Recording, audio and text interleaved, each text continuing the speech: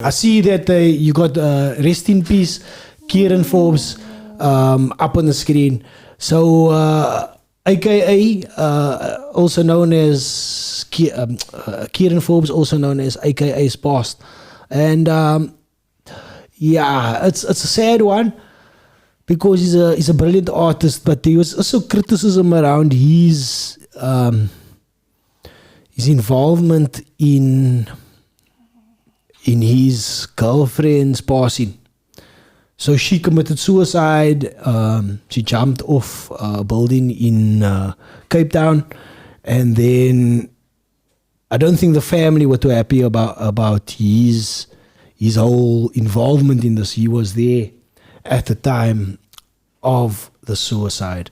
So yeah, the family was obviously not happy with that, and it's like, was he emotionally abusing her to a point where she had to take her own life? Or was she just a troubled individual? The family might believe that he's more towards the emotional abusing side by cheating, doing drugs, etc. But we don't know the truth. Yeah, but this goes back to what you said earlier on about the GBV. Yes. Do we celebrate him? Do we mourn him, or are we going to focus on what happened? Because it's I think it's been proven yet. Yeah. So we can't really say that this is going to be a stain on his career, yeah, or his legacy. You know, it's a difficult one. It is quite a tough one, especially because we don't know what really happened within their relationship. We don't know what was going down there, and there's a lot of speculation around drug usage. Like, they were using drugs together, and then did the toxicness of that relationship boil over to her taking her life? You know what I mean? Like, there was like scenes or images of him like smashing a door to get to her, etc. So now the question comes, like, that's him smashing the door to get to his girlfriend that took her life. But one thing we can say, we don't know what happened there, okay? Yeah. But one thing we can say, and one thing we can celebrate, is the fact that he was probably the biggest commercial hip hop artist. I don't know if we're celebrating that though. Let's hold that punch. No, I'm going to celebrate it regardless. You can't take the art away from him, man. And the art is once like this movie. You put the art out there. What it does. I can separate the man from. But like I say, that thing was happened a year ago.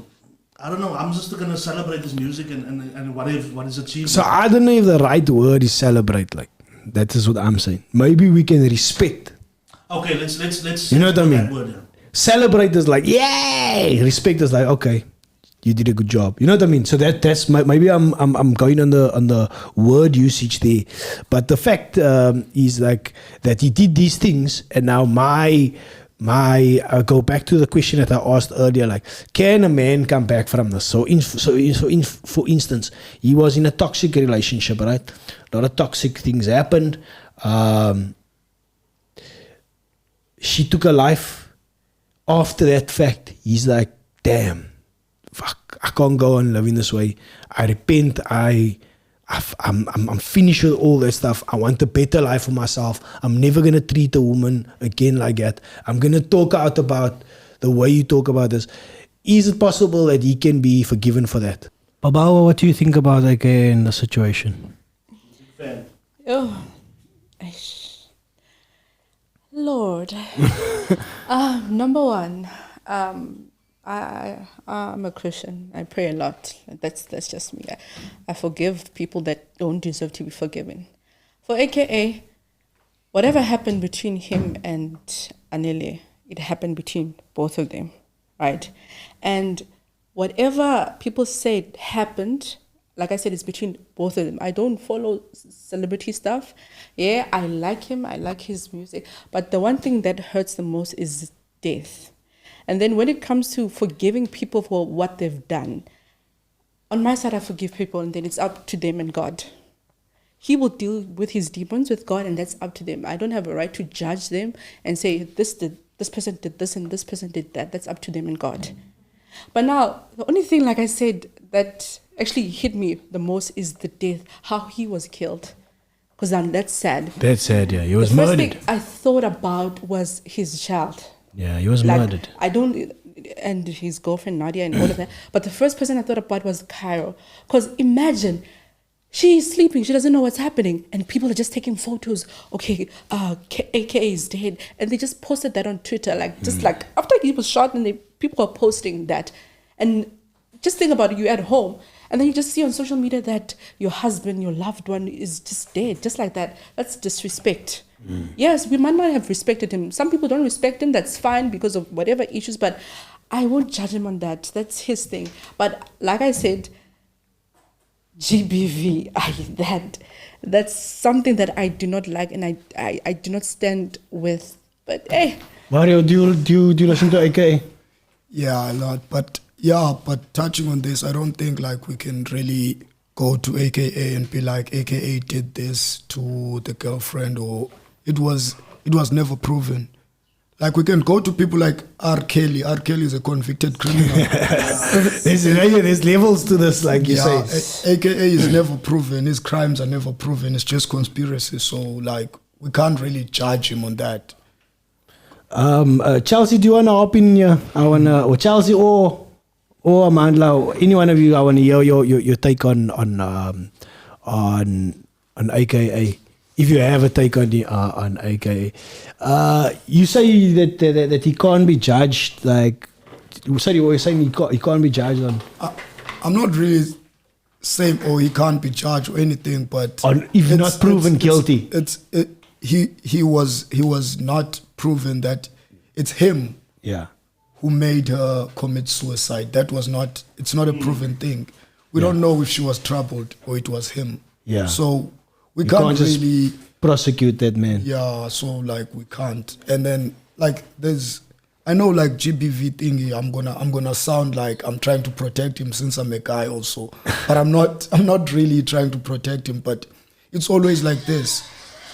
Like it has to be proven first before we can all say, yeah, he did it. Because there are guys who actually went to court and then they came out clean, and then they find out that the woman was lying. Yeah. So like we really have to wait and not like shoot the guy as soon as the guy was here that he done something. We're like, yeah, GBV and all that. We need to like that's see. Are you speaking about sort of cancel culture as well, where men get cancelled for things and they lose their stake, even though they're not proven guilty, or even though they're not guilty, they can still lose their jobs.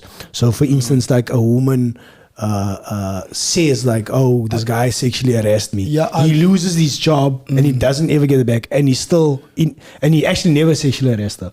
Is that instances? I listened, like what gave me like a different perspective about this GBV thingy, because I listened like to the podcast about like it was Toles Mo. Yeah. And Toles Mo was like Mac G. And Mac G, like he didn't do the thing, and then the lady said he did, and then he went to court, and then all of his gigs, his things, like he had to be broke for all those court years, and then they found out like he didn't do anything, and then this lady comes and say maybe it was like a night thingy visiting her, or because Toles Mo was not there.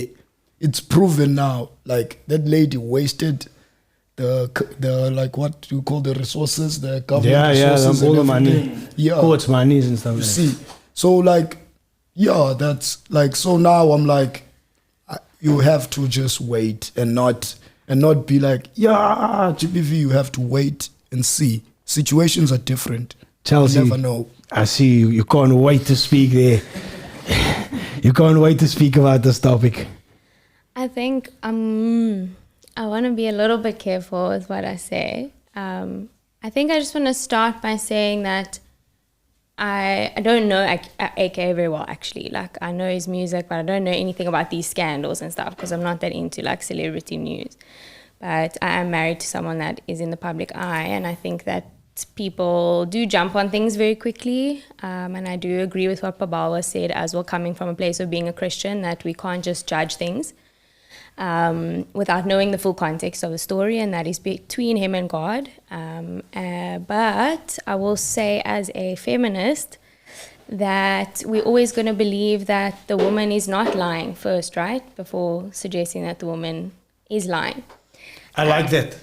I like that you're bringing up this, and you being very specific according to a topic, which is good. Yes, we can't afford to say otherwise, especially in the climate that we live. I think in this film, a big character that stood out for me was Karen regarding this topic. Her name was Cindy in the film. She was like, I'm not letting like people come and beat each other up over me. Like, I'm not an object. I'm not anyone's property. People deciding someone else must die now because of who, you know, that topic stood out for me a lot. But, you know, I followed the movements, men are trash and this and that. I think that what South Africa is lacking is that we need to look at, I'm not defending men's bad behavior whatsoever, because I know I'll also get a lot of backlash from women on what I'm about to say, not excusing it. But I think that our focus, as much as it should be on the victims, the women and the children that are very clear statistically victims of this mostly, I'm not saying men aren't, is why men are behaving this way. We need to be providing boys more help from young ages. You mentioned earlier about boys growing up without a father in the home versus, you know, boys that grow up with a father. There needs to be more programs where there are those big brother programs and having more guidance on our men, because why do our men feel like they can catcall? Why do our men feel like women are objects? Why are they raised with that mindset? Why is there such a rape culture? Like, why is that happening? And I think that's not about a woman needing to wear a longer skirt. Like, no, screw that. Like, we can wear what we want to wear and feel great wearing it. It's about the men need to control. That is not their property. That woman walking down the street they're not wearing that skirt for you, brother. You get what I'm saying? Yeah, I understand 100%. And I also think that this happens across, I understand, again, statistics in townships and Cape Flats and different environments. There is obviously a vastly different, like, in statistics of who this is happening to and how many women it's happening to. But it's happening in white homes. Domestic violence across the board. It is scary to be a woman. It is scary to be a woman because it can be in your own family. It can be in your workplace. It can be in your place of education. You know, it's wonderful to be a woman, but it's scary to be a woman. And why? Because we're scared of men, and no, that needs to change, and that can only be changed by men. Yeah, I 100% agree with what you're saying. You said let's go back to what you started off with. You said that it's most likely for a woman that she's not believed first, then to get believed. Can you just say that, what you said? No, I'm saying that we should believe her first before saying she's lying, or she's looking for a payout. So your first thing should be that happened to her. Okay. That did. She's telling the truth. But that's difficult to say because it most of the time is what's happening. Okay, 99% of the time it could be that you're right. 99.9% of the time it also could be that you're right. But like, picture that 1% that it's like me, and I have kids. I got 3 kids and a wife, and this woman decides to destroy my life. And this is the 1%. This is the one, and she's gonna say that this happened, and everybody's gonna believe it because you're saying at first they must believe. Even my wife, even my kids. Like that's. But you know what you need to look at then as a man is like, why do people see men like that? Why do they believe that first, that the men did it and the female didn't do it? That's what I'm going back to.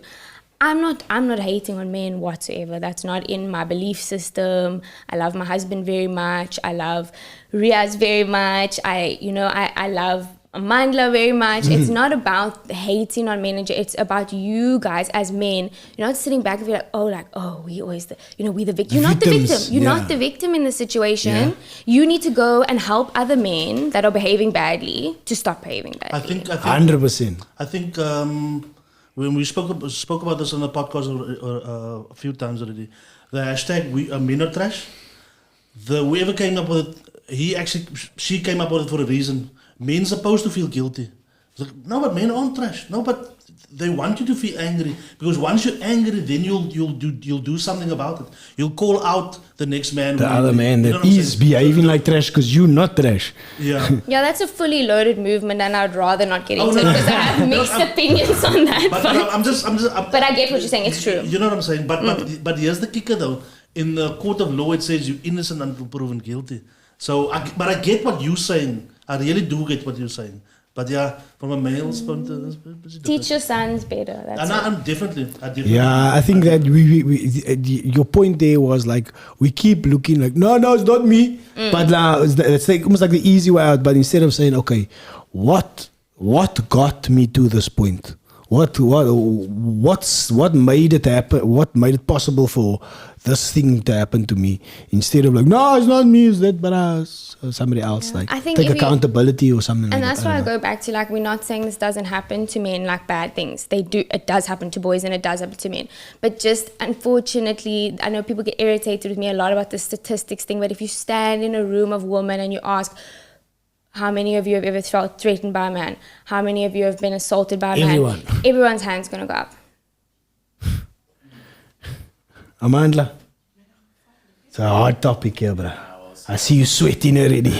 You sweating before you even come ask you the question. You're like, oh shit, why did he get me back in here? I'm then Mr. Player. joking, Anatii. It's a hard topic, bro. Okay, are you familiar with his music? Yeah, most definitely. I do follow AK from his come up to the recent years, man. AK, I love his art, I love his music. A fan, definitely. Does what he done in his personal life affect you? Do you think that does it affect you in any way? Do you not want to listen to him? Want to listen to him more? Anything like that? So with that, when it comes to me as like how I view things, it's definitely it's something that is against like my way of seeing things. It's against my religion, my culture. I do not support his actions. But I will again say that until he's proven by a court of law, then I can judge. Okay. Not until then. Until then, it's theories, and we cannot really we're not in that relationship. We don't understand what we cannot say. The woman threw herself, jumped on the building because of AK.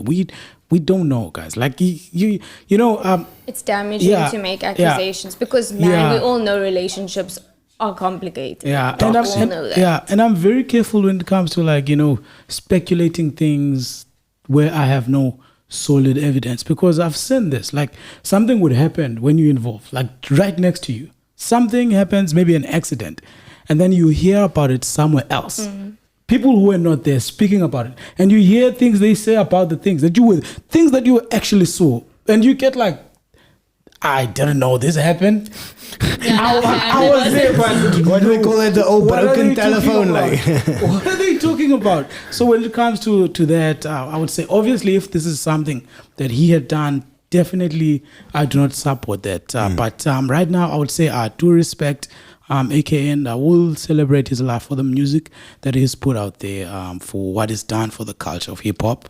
He's created a lot of opportunities for Cape Townians, for the colored nation. A lot of people had an opportunity to come into the industry from Cape Town. I do support him for that, 100%.